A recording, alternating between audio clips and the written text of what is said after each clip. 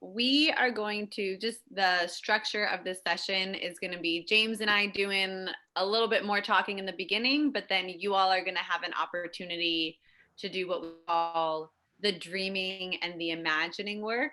And then we'll end with just discussion and some takeaways. So we're here to talk about the STAR framework.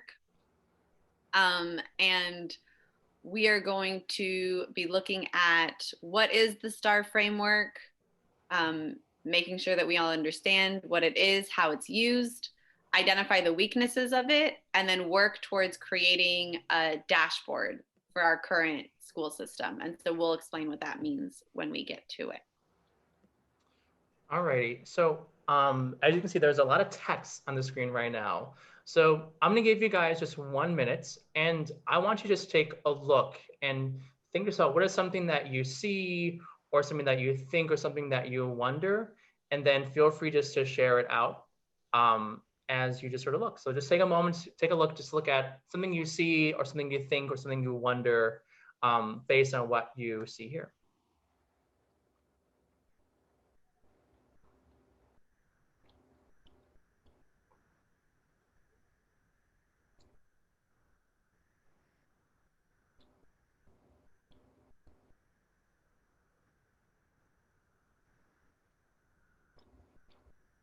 And feel free to share out when you are ready.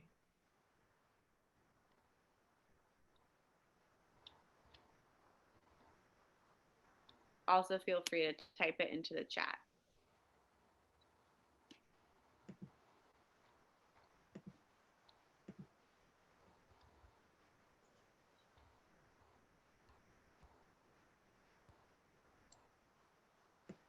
I noticed there are just a lot of quantitative measures, things you can put a number to, a score to, you can count a percentage, and they're fewer, if any.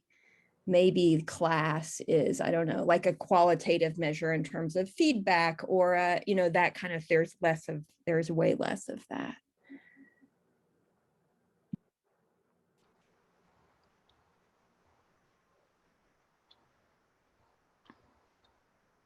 Something that I noticed when I was looking at this also was just how much of the academic achievement and academic growth are based on PARC and on PARC scores,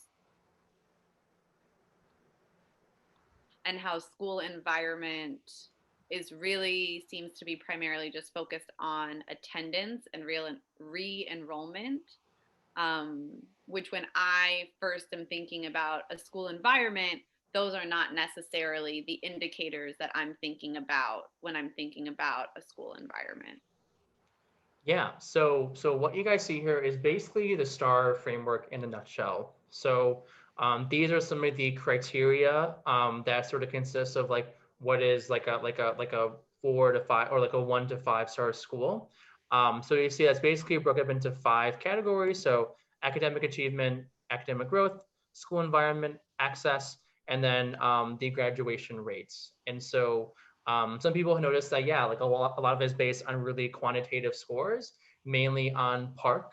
And so if you look at the next page, right, same kind of thing. So these are some of the weights in the frameworks and sort of which how the STAR framework is set up. So if we look here for elementary middle school, right, the academic achievement and growth is about 70 points out of 100, which is basically like 3/4 of like your STAR score is based upon those 2 categories.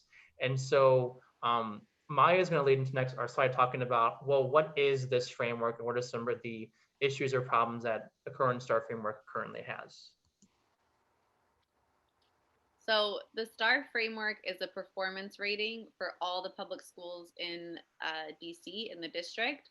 So that includes both the public schools, DCPS, and the public charter schools. So they're all evaluated based on this STAR framework.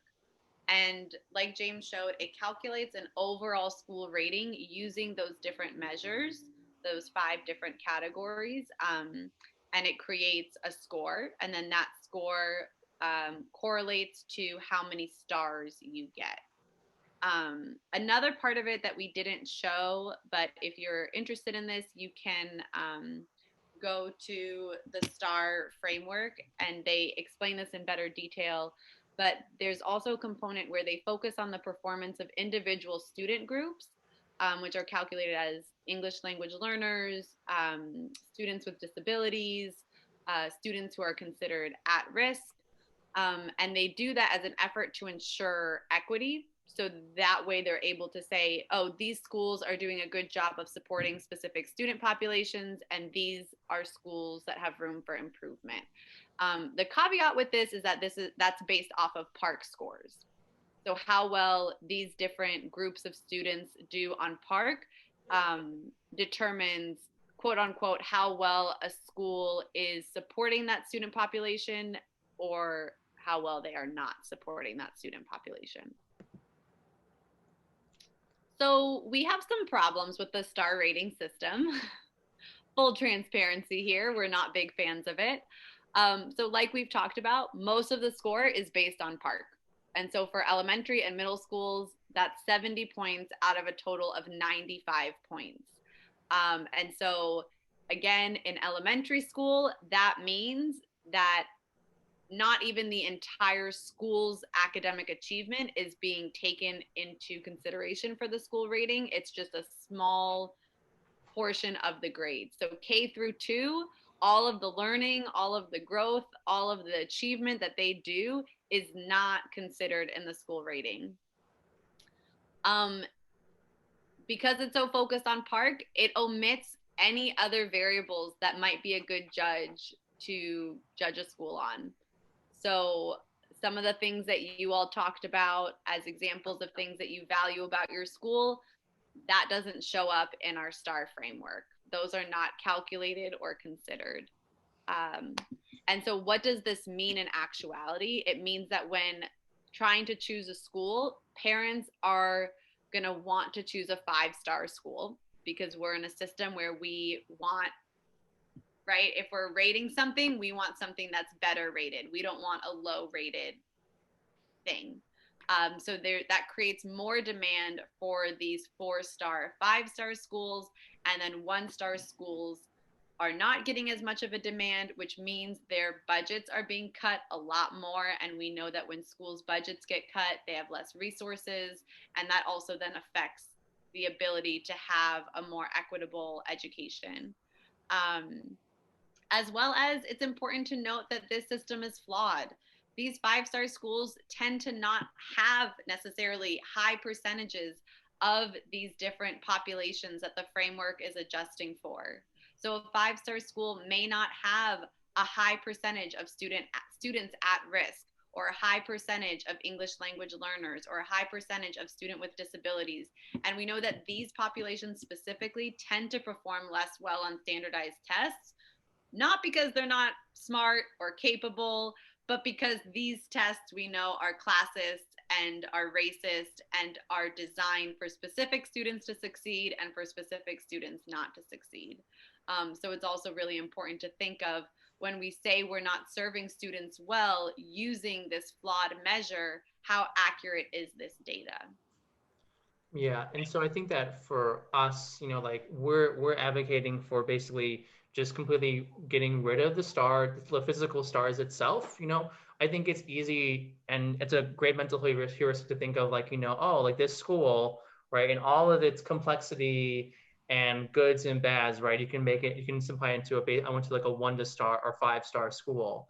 But the reality is that schools are not simple. Schools are very complex and complicated institutions and buildings, and we believe that it should not be like a simple star rating should not dictate like how a school actually is. And especially since given like the increased pressure on sort of more quantitative things as like PARCC or SATs, right? There are other variables in which should be valued and should be prioritized, like and how we sort of like judge schools. And one thing that we know is that whatever we're being evaluated on, whether it's as teachers, whether it's as a school district, that's going to be where all the focus is. So if our school evaluation system, our school rating system, if it is predominantly around PARCC, all of our focus and resources are going to be towards doing well on PARCC. And we know that doing well on a standardized test does not mean our students are going to be having the type of learning experience that we would want as teachers, as leaders, as family members, as community members. And we want to change that. We want our school rating system to be focused on the things that we actually value in our education system, that we actually value for our children, for our next generation. And we also know that word of mouth is the way that families know what's a good school, what's a not good school, right? When a family's trying to decide where do I send my kid, they talk to their neighbors, they talk to family members, they talk to whoever they have access to who knows what's going on in the district.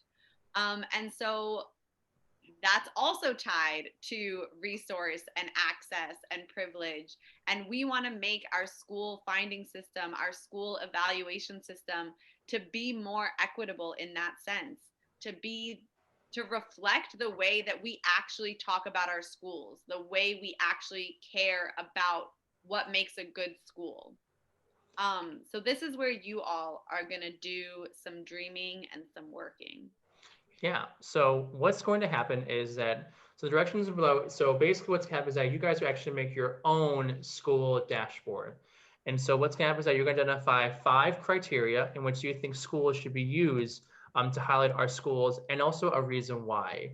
So I'm gonna stop showing this presentation. I'm going to show you what do I mean by that. So I'm going to send you guys this link in like a minute. And basically this is what you're going to fill out. So it's the DC schools dashboard.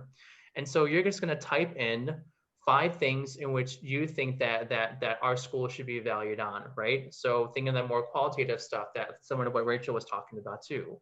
And so you're going to type in like one thing that you may highlight. So, and you're going to type it in. So just for people that don't know Jamboard, if you click right here, there is the T, you click on it, and then you can basically just type in just whatever you want, right? So for me, I might say, I want like a parent-teacher organization because I value parent voice, right? That could be something like that. So you're going to type in 5 criteria in which you feel like your school should be, I guess, prioritized or prioritize on, and also a reason why. So there's different pages up on here. So you can just simply just choose a page and then just start typing. We're going to spend 10 minutes to work on this, and then we're actually do a little follow-up activity based upon this. And then I'm going to send you guys a link so that way y'all can get started on this.